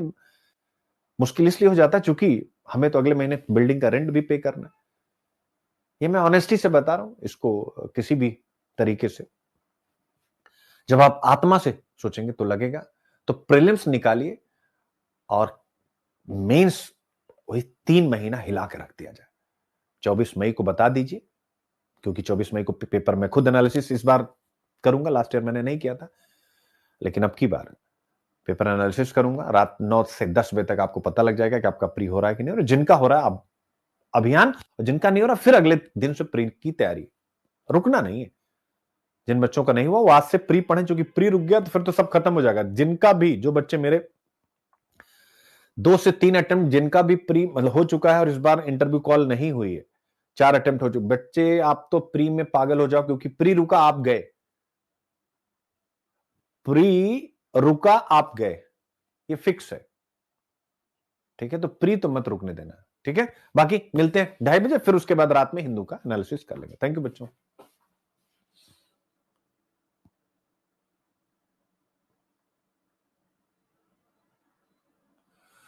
काजल पटवा कह रही सर IQIP की आपका मीडियम काजल क्या है, हिंदी या इंग्लिश है? सर IQIP की हिंदी एंड इंग्लिश नोट्स अलग अलग अपलोड हो जाता। एक बार आप मुझे बताइए आपका मीडियम क्या है काजल, क्योंकि आप